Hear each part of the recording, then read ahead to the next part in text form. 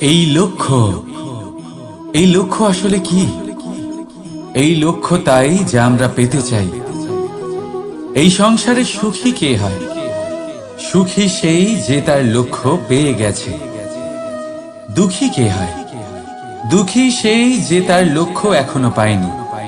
এবারে প্রশ্ন এখন এটাই যে লক্ষ্য সবাই পেতে চায়, লক্ষ্য পাওয়ার জন্য সবাই প্রাণপণ চেষ্টাও করে, তাহলে সবাই তাদের লক্ষ্যে পৌঁছতে পারে না কেন?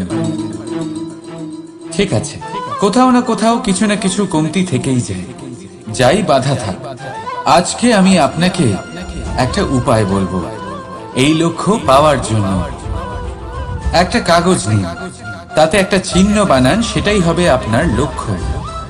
এবারে সেই লক্ষ্যে পৌঁছানোর একটা পথ বানান। এবারে এই যাত্রাকে ভিন্ন ভিন্ন ভাগে বিভাজন করে দিন। এবারে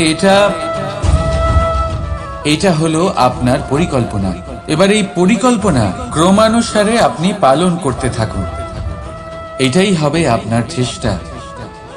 এবার এইভাবে যদি আপনি চেষ্টা করতে থাকেন, যাই আপনার কল্পনা হোক না কেন তা বাস্তব অবশ্যই হবে। তাহলে এই কল্পনাকে বাস্তবে রূপান্তরিত করুন। এইভাবেই নিজের পরিকল্পনা পালন করতে থাকুন। আপনার যাই কল্পনা থাকুক বা যাই লক্ষ্য থাকুক, তা বাস্তবে পরিণত হয়ে আপনার হাতে অবশ্যই আসবে। রাধা রাধা। বাবার এক মিত্র ছিলেন, বড়ই দুঃখী ছিলেন, বিপদে পড়েছিলেন। কি করবেন? ব্যবসা ভালোভাবে চলছিল না, বাড়িতে শান্তি ছিল না, সমস্ত জায়গায় ক্ষতি হচ্ছিল।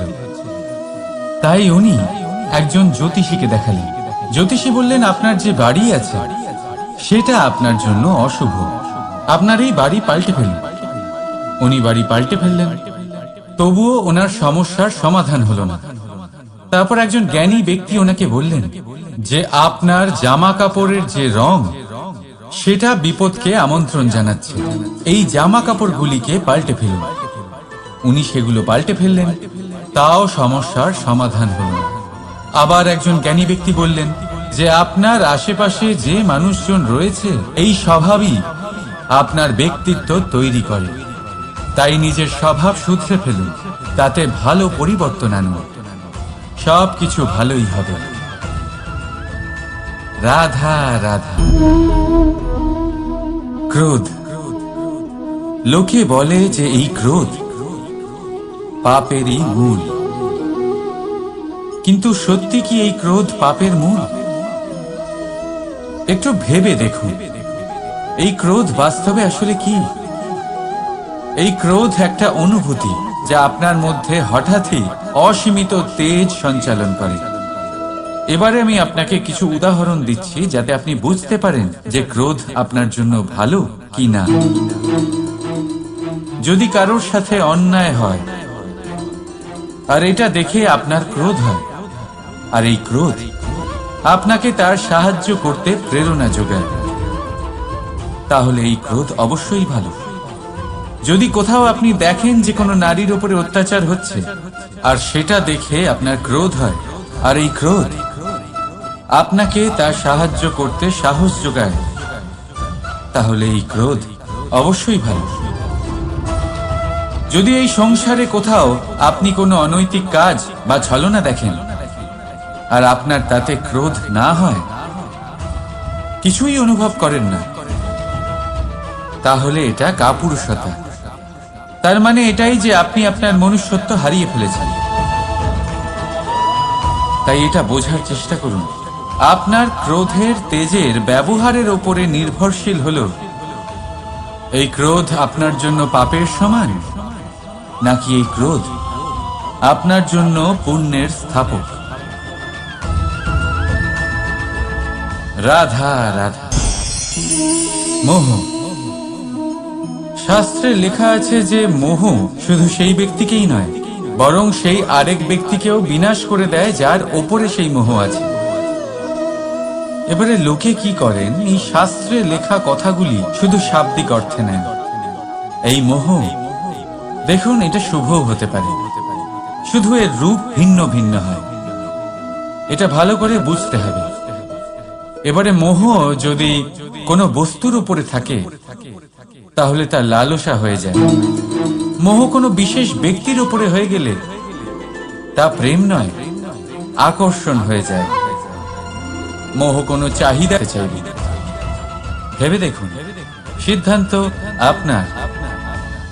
রাধা রাধা। অভিমান, আত্মসম্মান, অহংকার, দেখতে গেলে এই তিনটি শব্দ ভিন্ন ভিন্ন, কিন্তু এর মূল আধার একই, আত্মসম্মান।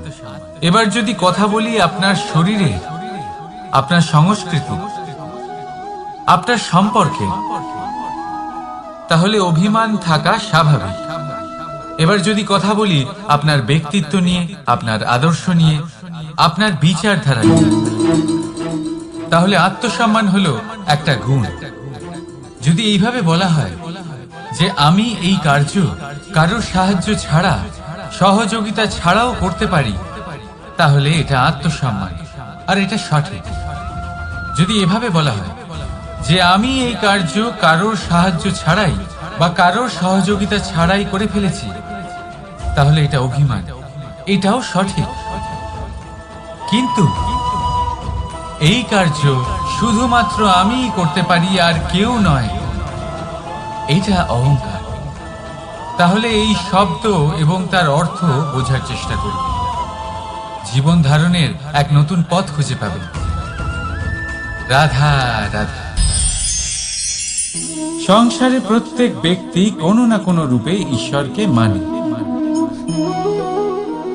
কেউ মূর্তি রূপে, তো কেউ তত্ত্ব রূপে, কেউ ভাবনা রূপে, আবার কেউ স্বভাব রূপে। কেউ নিজের মধ্যে পরমাত্মা খোঁজে, আবার কেউ অন্যের মধ্যে। কারোর কাছে জ্ঞানই পরমাত্মা। সংসারে প্রত্যেক মানুষই কোনো না কোনো রূপে তার ঈশ্বরকে পেয়েই যান। কিন্তু একটা কথা বলবো, ঈশ্বর প্রথমেই নিজের একটা স্বরূপ পৃথিবীতে আপনার কাছে পাঠিয়ে দিয়েছেন।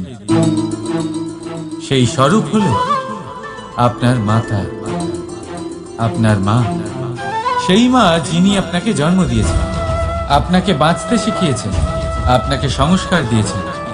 যদি আপনি কখনো কোনো অনুচিত পথে অগ্রসর হয়েছেন, তখন তিরস্কার করে আপনাকে সঠিক পথে এনেছেন। যদি আপনি এই সংসারে অসফল হয়েছেন, তখন তার আঁচলের উষ্ণতা দিয়ে আপনাকে আশ্বাস জুগিয়েছেন।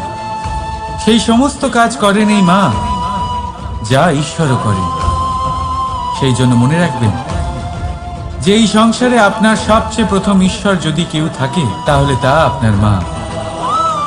প্রত্যেক প্রতিমাতে ঈশ্বর নাই থাকতে পারে, কিন্তু প্রত্যেক মায়ের মধ্যে ঈশ্বর অবশ্যই থাকে। রাধা রাধা। আপনি নিশ্চয়ই দেখে থাকবেন যে প্রদীপের নিচে অন্ধকার থাকে।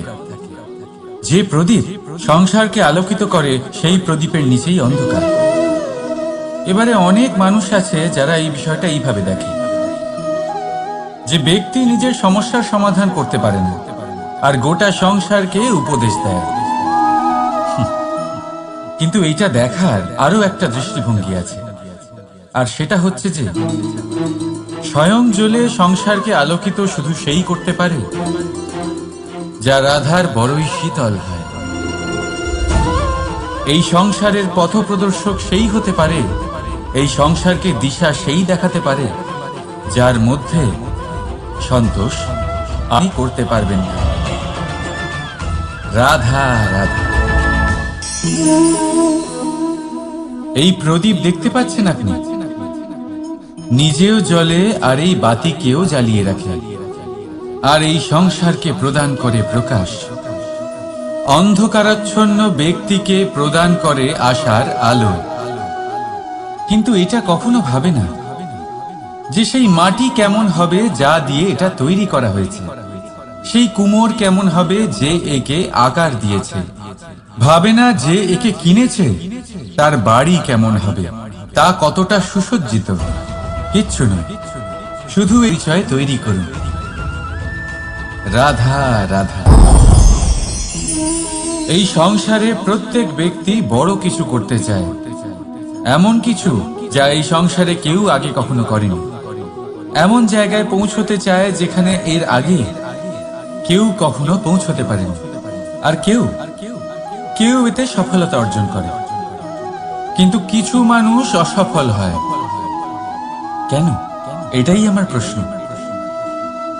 না তো তাদের ইচ্ছেতে কোনো কমতি থাকে, না কমতি থাকে তাদের চেষ্টায়। তাহলে কেন এরা পিছিয়ে পড়ে?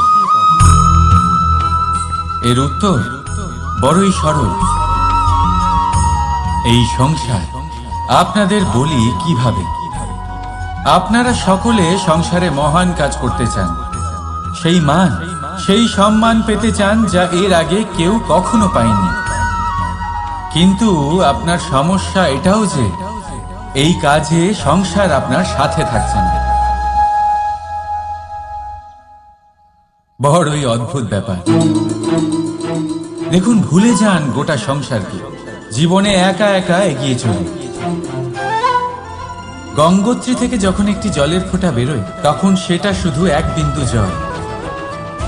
তারপরে যখন সে তার যাত্রা শুরু করে অন্য জলের ফোঁটার সাথে মিশে, তখন সে স্রোতে পরিণত হয়, গঙ্গাতে পরিণত হয়।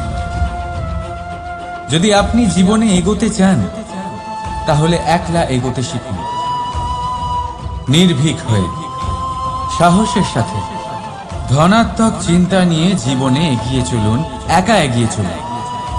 আর দেখবেন সেই মান, সেই সম্মান আপনার জন্যই অপেক্ষা করে আছে। রাধা রাধা। কর্ম। মানুষ সর্বদা কর্ম করতে থাকে, আর এই কর্মের জন্যই সে মান, সম্মান, ধন, প্রতিষ্ঠা লাভ করে। এবার মানুষ সবসময় চেষ্টা করে যাতে সে ভালো কর্ম করে যায়। তাহলে আপনাকে বলি, শুধু ভালো কর্ম করাই আবশ্যক নয়, তার থেকে বেশি জরুরি হলো এই খারাপ কর্মকে বোঝা আর তার থেকে দূরে থাকা।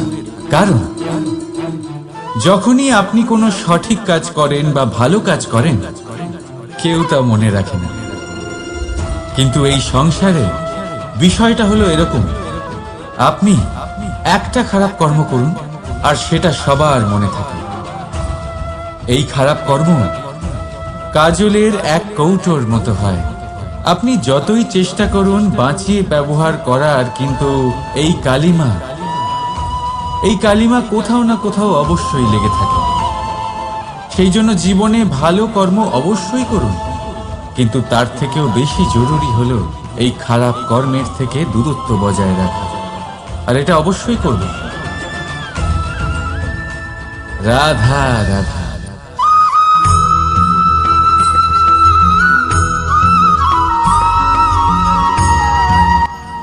আজ আমি আপনাকে এমন এক গল্প শোনাবো যা আমার নন্দ বাবা আমাকে শুনিয়েছিলেন যখন আমি ছোট ছিলাম। কাহিনী একজন সাধু আর একজন বিছের। একবার এক সাধু নদীর পাড়ে স্নান করছিলেন। উনি দেখলেন যে জলের প্রবাহে একটা বিছে ভেসে যাচ্ছে।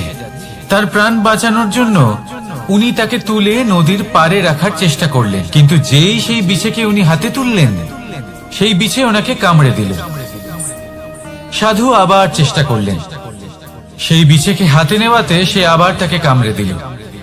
আরো একবার চেষ্টা করাতে ওনার শিষ্য ওনাকে জিজ্ঞেস করল, এ আপনি কি করছেন গুরুদেব? এসব কি হচ্ছে? আপনি তারই প্রাণ বাঁচানোর চেষ্টা করছেন যে আপনাকে কামড়ে দিচ্ছে। গুরুদেব উত্তর দিলেন, যে ও বিছে হয়েই নিজের কর্ম করছে, নিজের প্রবৃত্তি, নিজের ব্যবহার বদলাচ্ছে না, তাহলে আমি সাধু হয়ে তা কেন বদলাবো? এর তাৎপর্য হলো সরল, যে সংসারে কিছু মানুষ আছেন যারা হয়তো খারাপ, দুষ্ট প্রকৃতির, আর হয়তো তারা কখনোই বদলাবেন না, কখনোই কোনো পরিবর্তন আসবে না। কিন্তু তার মানে এই নয় যে আমরা আমাদের কর্ম করা ছেড়ে দিই, আমরা আমাদের প্রচেষ্টা ছেড়ে দেব। আগে না, আমাদের তো করতেই হবে, কারণ ইতিহাস সাক্ষী আছে যে এই চেষ্টা এই সংসারের ধারাকেও বদলে দিতে পারে। তাহলে আপনিও আসুন আর আমার সাথে ভালোবেসে বলুন, রাধা রাধা। মানুষ জীবনে সবসময় শিখরে পৌঁছতে চায়, অনেক উঁচুতে উঠতে চায়, আর তার জন্য তারা কি না করে, পরিকল্পনা করে, ষড়যন্ত্র করে, প্রার্থনা করতে থাকে, আবার কারোর কাছে সাহায্যও চায়। কিন্তু এত কিছু করা সত্ত্বেও অনেক সময় মানুষ শিখরে পৌঁছতে পারে না। যদি পৌঁছেও যায় তাও খুব তাড়াতাড়ি নিচে নেমে আসে। এর কারণ কি? একটা উদাহরণ দিয়ে বোঝানো যাক। এই হলো ময়ূর পেখম, আর এই হলো পাথর। যদি এই পেখমকে হাওয়ায় ছুঁড়ে দিই তবে ও উড়তে থাকে, কিন্তু এই পাথর অতি শীঘ্রই মাটিতে নেমে আসে। এর কারণ কি? ভার। এই পাথর হলো ভারী, আর এই শিক্ষাই আমাদের গ্রহণ করতে হবে। ঠিক এইভাবেই যদি আমাদের মন দ্বন্দ্ব আর অহংকার দ্বারা পরিপূর্ণ হয়ে থাকে, তাহলে তা কখনোই শিখরে পৌঁছবে না। পৌঁছে গেলেও খুব শীঘ্রই মাটিতে নেমে আসবে। তাই এই মনকে হালকা করতে শিখুন, অহংকারকে, এই হিংসাকে ত্যাগ করুন। তারপর উঁচুতে উড়ে তো দেখুন কত উঁচুতে উড়তে পারবেন আপনি। আসুন আমার সাথে ভালোবেসে বলুন, রাধা রাধা। মানুষ এক অত্যন্ত বিচিত্র প্রাণী। পরিকল্পনা করে, ষড়যন্ত্র করে, প্রচেষ্টা করে, কাউকে পরাজিত করার চেষ্টাও করে। সাপকে একটা দড়ি মনে করে হাতে চেপে ধরার চেষ্টা করে, কিন্তু একটা কথা বুঝতেই পারে না, সময়ের এই সাপ, এটা হাতে চেপে ধরাই যায় না। আর আপনি যা করবেন তা আবার ফিরে আসবে আপনারই সামনে। দেখুন, এতে কিছুই যায় আসে না যে আপনি কুম্ভকারের পুত্র নাকি কৃষ্ণের পুত্র। যদি আপনি অনুচিত কর্ম করেন তাহলে আপনার সাথেও অনুচিতই হবে। অশুভ কর্ম করলে আপনার সাথেও অশুভই হবে। কুরু বংশ অত্যন্ত মহান বংশ ছিল। এই কুরু বংশ কি হলো তার সাথে? একটা গোটা বংশ বয়ে গেল। কারণ ওনাদের উদ্দেশ্য অশুভ ছিল। অন্যদিকে 5 জন বনবাসী পাণ্ডব মহাভারত বিজয়ী হলেন, কারণ তাদের উদ্দেশ্য শুভ ছিল। তাই মনে রাখবেন, শুভ অগ্নি প্রজ্বলিত করবেন, শুভ তাপ সঞ্চার হবে। অশুভ অগ্নি প্রজ্বলিত করবেন, নরকেই জ্বলতে হবে। তাহলে আসুন আর আমার সাথে ভালোবেসে বলুন, রাধা রাধা। মানুষ জীবনে সবসময় সুখ পেতে চান, কিন্তু এই সুখ, এটা আসলে কি? এই সুখের আসল রূপ কি? আমি বলি, সুখের আসলে 2টি রূপ হয়, বাহ্যিক সুখ, আত্মিক সুখ। আর এটা ঠিক তেমনই হয় যেরকম আমাদের শরীরের সাথে জড়িত ছায়া আর আমাদের শরীরের মধ্যে বসবাসকারী আত্মার। যদি ছায়ার কথা ভেবে দেখেন তাহলে বুঝতে পারবেন, আমাদের শোবার সময় ভোরবেলা এই ছায়া অনেক বড় হয়ে যায়। যখন এই সূর্য মাথার উপরে চলে আসে, তার তাপ বেড়ে যায়, তখন এই ছায়া ছোট হয়ে যায়। আর যেই অন্ধকার নেমে আসে, এই ছায়া আপনার সঙ্গ ত্যাগ করে। এরকমই হয় বাহ্যিক সুখ। আর এবার কথা বলি আমাদের শরীরের মধ্যে বসবাসকারী এই আত্মা। এই আত্মা কখনো আমাদের সঙ্গ ত্যাগ করে না, সব সময় আমাদের সাথে জড়িয়ে থাকে। এরকমই হয় আত্মিক সুখ, যা সব সময় আমাদের সাথে থাকে। আত্মিক সুখ কারোর সেবা করে, আত্মিক সুখ কাউকে সাহায্য করে, আত্মিক সুখ প্রেম বোধের, যা কখনো আমাদের সঙ্গ ত্যাগ করে না। সেখানে বাহ্যিক সুখ, যতক্ষণ আপনি সম্পন্ন কিছু মানুষ এবং সুবিধার সাথে আছে, এই বাহ্যিক সুখ আপনার সাথে থাকবে। সম্পন্নতা চলে গেলে, মানুষজন চলে গেলে, সুখ সুবিধা চলে গেলে, বাহ্যিক সুখও চলে যায়। তাহলে এই আত্মিক সুখ খুঁজে নিন এবং সেই সুখের সাথেই বলুন, রাধা রাধা।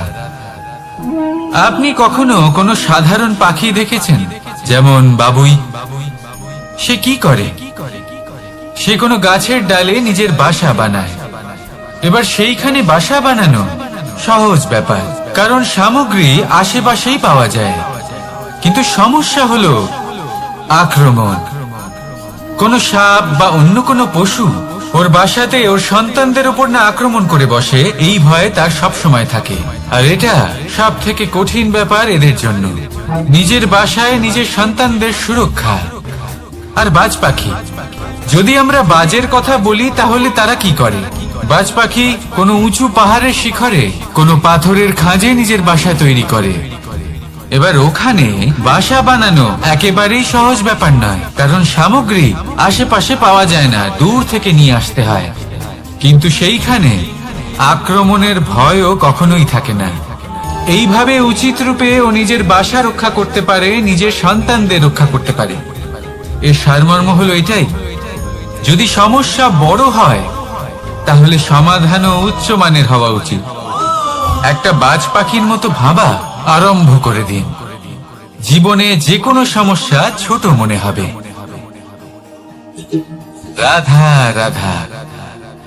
জীবনে এমন কিছু কাজ রয়েছে যা আপনাকে একাই করতে হয়, আর এমন কিছু কাজ রয়েছে যা আপনাকে একসাথে মিলে করতে হয়, একজোট হয়ে, সঙ্গবদ্ধ হয়ে।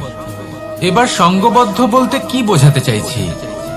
আমি তাদের কথা বলছি না যারা বাস্তবিকভাবে একে অপরের সাথে কাজ করেন, আমি তাদের কথা বলছি যারা একে অপরের থেকে দূরে থেকেও একে অপরকে বিশ্বাস করেন।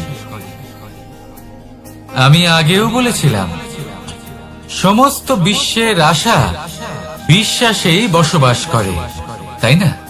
তাই যেখানে সমস্ত বিশ্ব আছে, সমস্ত সংসার আছে, সেইখানেই বিশ্বাস রয়েছে। তাই আপনার আশেপাশে এমন দল সঙ্গবদ্ধ করুন যাদের আপনার উপর বিশ্বাস আছে আর যাদেরকে আপনি বিশ্বাস করতে পারেন। তাহলে আসুন আর আমার সাথে ভালোবেসে বলুন, রাধা রাধা। আমরা যে মানুষকে চাই, যাকে আমরা ভালোবাসি, তাকে একটা উপহার অবশ্যই দিতে চাই। এমন এক উপহার যা ওনার ভালো লাগবে, যা শ্রেষ্ঠ হবে, অতি প্রিয় হবে, বহুমূল্য হবে, বা বলতে পারেন মূল্যবান হবে। তাই আমরা কি করি? আমরা বাজারে যাই, তার জন্য স্বর্ণ, আভূষণ, হিরে, মুক্ত এইসব নিয়ে আসি। কিন্তু এটাই কি সর্বশ্রেষ্ঠ উপহার? কখনোই না। সর্বশ্রেষ্ঠ উপহার হলো স্বাধীনতা, তাকে নিজের মনের মতো বাঁচার স্বাধীনতা। যদি আপনি কাউকে স্বাধীনতা না দিতে পারেন, তাহলে সে কোথাও না কোথাও বন্দী হয়ে যায়, তার বিকাশ কোথাও না কোথাও আটকে যায়। কিন্তু যদি আপনি কাউকে স্বাধীনতা দিতে পারেন, তাহলে আপনি দেখবেন ও সমস্ত সংসারকে, এই জীবনকে নিজের দৃষ্টিভঙ্গি দিয়ে দেখবে, বুঝবে যে কোনটা হলো উচিত আর কোনটা হলো অনুচিত। আর এটাই হলো সর্বশ্রেষ্ঠ। আর এবার যদি কাউকে স্বাধীনতার মাধ্যমে এত বড় একটা শক্তি দিতে পারেন, তাহলে আপনি আমাকে বলুন, এর থেকে বড় উপহার আর কি হতে পারে? আসুন আর আমার সাথে ভালোবেসে বলুন, রাধা রাধা। কর্ম, ধর্ম আর কর্তব্য, এই তিনটি একে অপরের সাথে জড়িত। আর অনেক সময় এই তিনটি পালন করতে করতে আমাদের সেই ব্যক্তির সামনে গিয়ে দাঁড়াতে হয়, তার বিরুদ্ধেই যেতে হয়, যাকে আমরা সব থেকে বেশি ভালোবাসি। কিন্তু সেইখানে এই যুদ্ধ কোনো ব্যক্তিগত যুদ্ধ থাকে না, এ হলো কর্ম, ধর্ম আর কর্তব্যের যুদ্ধ। এটা সরল নয়, অত্যন্ত কঠিন হয় তার সম্মুখীন হওয়া যাকে আমরা সব থেকে বেশি সম্মান করি। কিন্তু আমাদের তো আমাদের ধর্মের পথে চলতেই হবে, কারণ আমরা কর্মবদ্ধ, কর্তব্যবদ্ধ, আর এটাই করা উচিত। শুধু এটুকু মনে রাখবেন, যদি আপনার উদ্দেশ্য শুভ হয়, আপনার ভাবনা শুভ হয়, আপনি যদি কর্ম, ধর্ম আর কর্তব্যের পথে অগ্রসর হন, তাহলে এই প্রক্রিয়াতে যদি আপনাকে আপনার আরাধ্যেরও সামনে দাঁড়াতে হয়, তাহলেও আপনার কোনো ক্ষতি হবে না। তাহলে আসুন আর আমার সাথে ভালোবেসে বলুন, রাধা রাধা। প্রেম এই সংসারে এসেছিল এই সংসারকে প্রেমের শিক্ষা দেওয়ার জন্য, এই জীবনের সুখের অনুভূতি আসলে কি তা শেখানোর জন্য। কিন্তু যদি সত্যি কথা বলি, তো আমি নিজেই প্রতিদিন প্রেমের নতুন নতুন স্বরূপ দেখতে পাই। প্রেমের একটা নতুন অনুভূতি প্রত্যেক নতুন দিনে। আর তার কারণ হলো এই প্রেম অনন্ত। এ হলো দৈব। প্রেম হলো এই সংসারের সব থেকে বড় ঢাল এবং সব থেকে বড় অস্ত্র। এই প্রেম ছাড়া না কোনো ন্যায় হয় আর না কোনো শাস্ত্র, না জীবন আছে আর না অন্ত। এবার যদি এই প্রেম মনের মধ্যে বাস করতে শুরু করে, তাহলে কখনো কোনো সমস্যাই হবে না। আর যদি হয়েও থাকে, তাহলে তা স্থায়ী হবে না। এই প্রেম কি না করতে পারে? এই প্রেম সমস্ত সমস্যা মিটিয়ে ফেলতে পারে। আপনার মনের মধ্যে অহংকারকেও বিনাশ করে দিতে পারে। আপনাকে সাক্ষাৎ ঈশ্বরের সাথে দেখা করাতে পারে। তাই প্রেমের দ্বারা প্রয়াস করতে থাকুন। এই সংসারের প্রত্যেক মানুষকে, প্রত্যেক বস্তুকে, প্রত্যেক জীব জন্তুকে ভালোবাসবেন। আর এই প্রেমের দ্বারাই বলুন রাধা রাধা। প্রশান্তি জড়িত নিদ্রা মানুষের জীবনের একটা অত্যন্ত গুরুত্বপূর্ণ সুখ এবং প্রয়োজনীয়তাও। দেখতে গেলে এই সংসারের প্রত্যেক পশু পাখি, প্রত্যেক জীব অবশ্যই নিদ্রা প্রাপ্ত করেন। কিন্তু মানুষ, যার মধ্যে বিচার বিবেচনা করার শক্তি অন্যদের থেকে অনেক বেশি, তার কিন্তু ঘুমের কিছু সমস্যা অবশ্যই হয়। কি বলেন? তাই তো। এবার এর কারণ কি? চিন্তা। এবার চিন্তা আমাদের সবার জীবনে আছে। আমরা সকলে জানি যে চিন্তা কখনো আমাদের সাহায্য করে না, তাও আমাদের জীবনে আছে। কেন? চিন্তার মাধ্যমে কি কখনো কোনো সমস্যার সমাধান হয়েছে? অর্থের চিন্তা করলে কি অর্থ লাভ হয়? ভবিষ্যতের চিন্তা করলে কি ভবিষ্যৎ ঠিক হয়ে যায়? স্বাস্থ্যের চিন্তা করলে কি স্বাস্থ্য নিজে থেকেই ঠিক হয়? হয় না। তাহলে এই সব কিছু থেকে আমাদের একটা ছোট্ট শিক্ষা অবশ্যই লাভ করা উচিত। আপনিও আপনার কাঁধ থেকে চিন্তার এই বোঝা নামিয়ে ফেলুন। আর ইচ্ছে, এই সব ইচ্ছে একত্রিত হয়ে আমাদের মনে চিন্তা উৎপন্ন করে। তাই এই চিন্তাগুলিকে ত্যাগ করুন।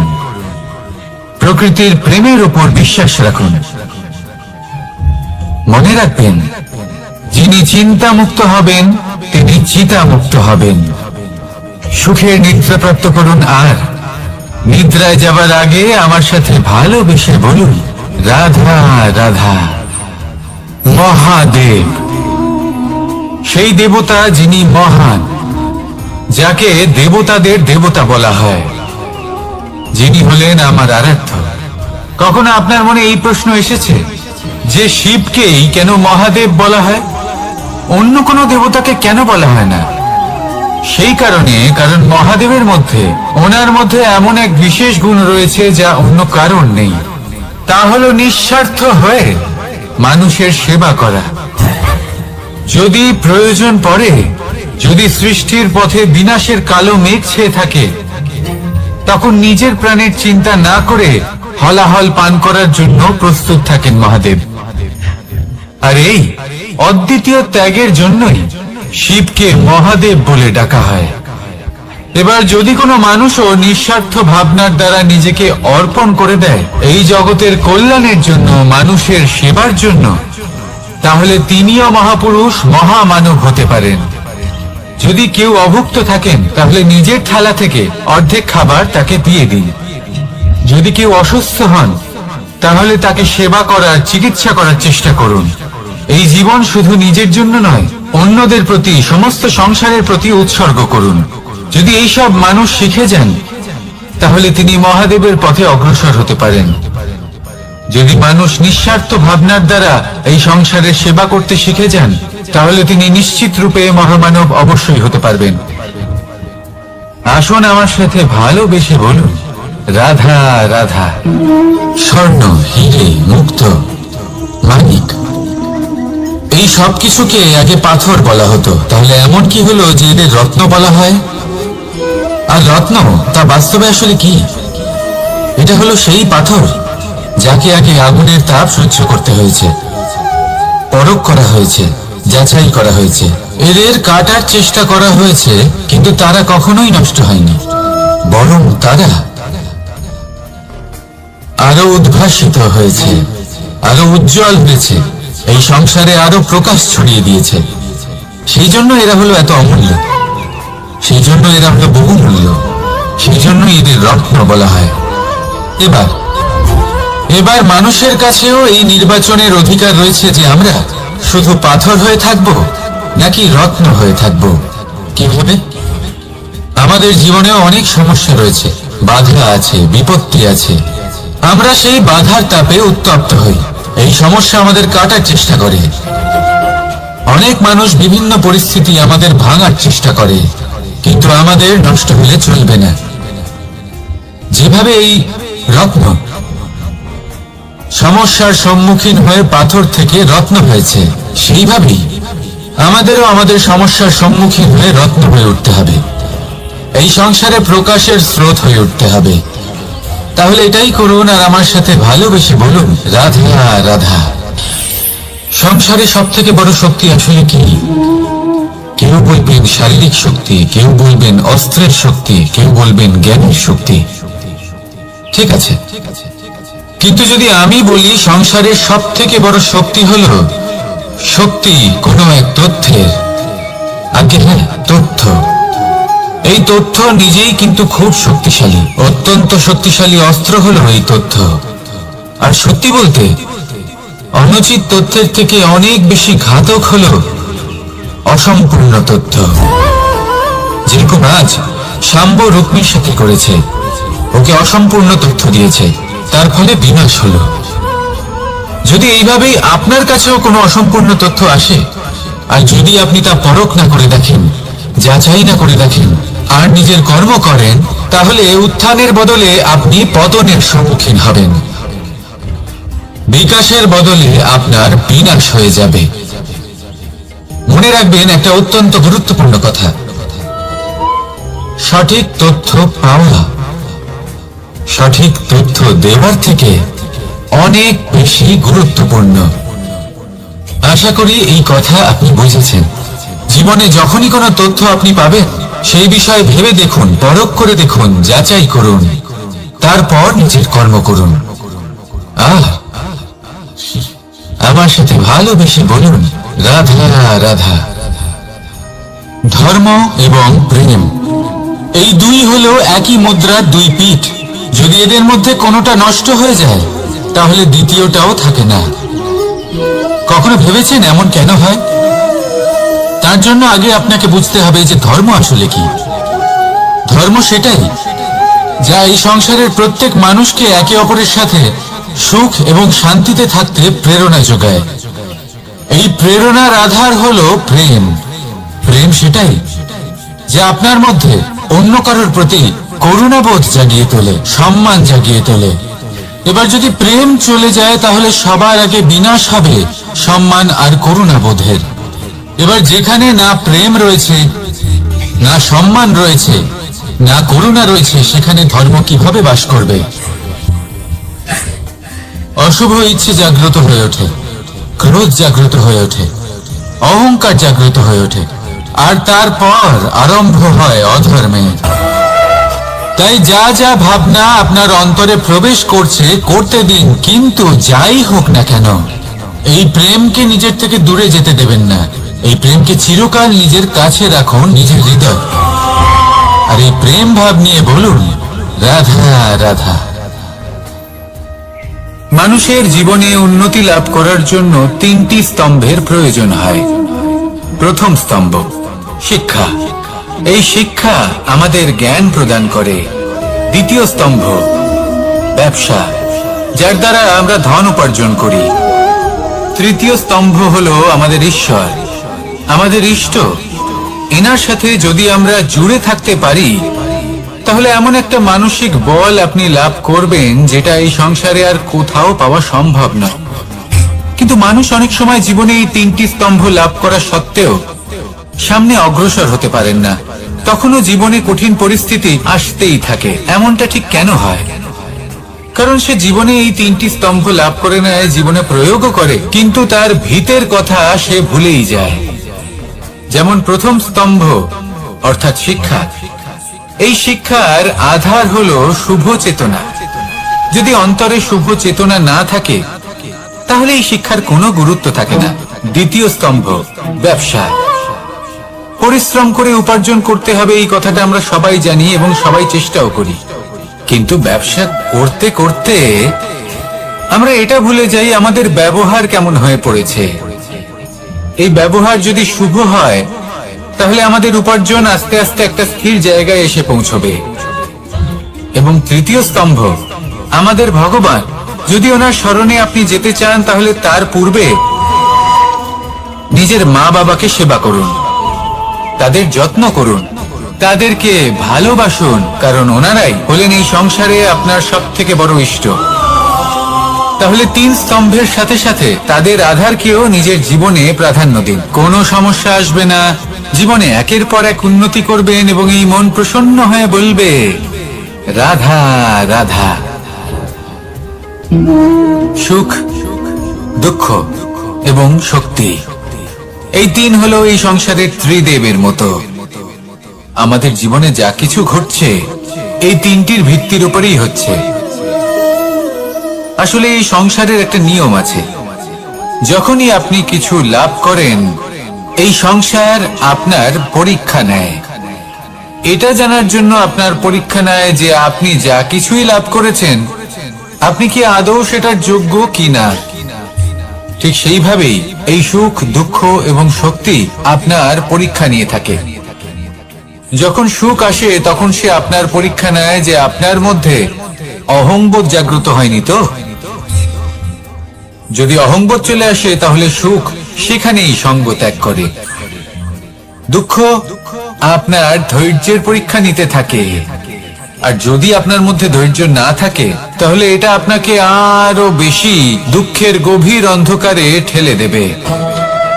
সেখানে শক্তি পরীক্ষা নেয় আপনার বিনম্রতার।